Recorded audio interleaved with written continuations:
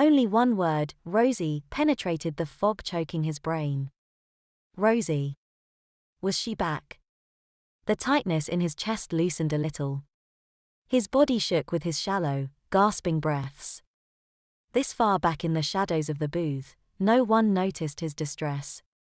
A round rubber tip suddenly pressed against his lips. Rosie was back. She was giving him his pacifier? He automatically parted his lips, then a familiar rubber nipple filled his mouth. He sucked. The familiar plastic of the Pacius shield pressed in on his cheeks. After a few moments nursing the nipple, his heart started to slow. He could breathe easier. His adrenaline dropped. Warm flesh pressed in on a calming point along his abdomen. For one wild second, he thought it was Cookie. He quickly dismissed it with a pang in his heart. Rational thought came back. Drool dribbled down his chin from all the sucking on the pacifier. Waves of warm calm radiated the pressure like a musical flute, luring the beast of his anxiety back to slumber. Who was touching him? Rosie? Just as he opened his eyes, the pressure disappeared, followed by a dull thump of someone sitting down on a rickety table. A stranger sat on the table, casually swinging her legs. She looked right at home. Had she touched him? His heart twisted anxiously at the thought.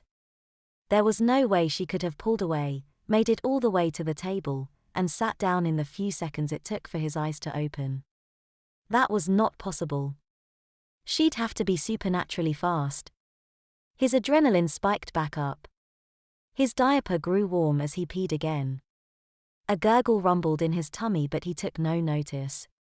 He suckled his parkie and clutched Fiji. Hey. Don't start that again. You just calm down. It's all right. I'm Rose's friend. She sent me to give you your parkie. You feel better, right? See. I'm a friend. You're safe. You're okay. Her voice was calm and gentle, soothing as a warm cup of coffee. Her smile was like the autumn sun, softly beguiling. Lucas rolled his chair back, then clung to Fiji. He knew all of Rose's friends. Hell, he knew all the locals, both in town and on the surrounding farms. He'd never seen her before. But she looked familiar. He couldn't put his finger on it, but he got a sense of déjà vu. The girl had curly brown hair pulled up in a frizzy ponytail. Flyaways escaped to frame her face. She was kinda pretty. No blue ribbon beauty queen, but with the right makeup and hairstyle, she could give Rosie a run for her money. She was short and on the chunky side. She wore an orange hoodie, skinny dark blue jeans, and black Converse. Her grey-blue eyes twinkled at him, encouraging him to trust her. His silence spoke for itself. I lived here a long time ago. Just moved back recently. I've always had kinfolk in the area, though. She kept smiling, radiating warmth and trust. Lucas kept silent, scooting his wheelchair back another inch. His fingers shook.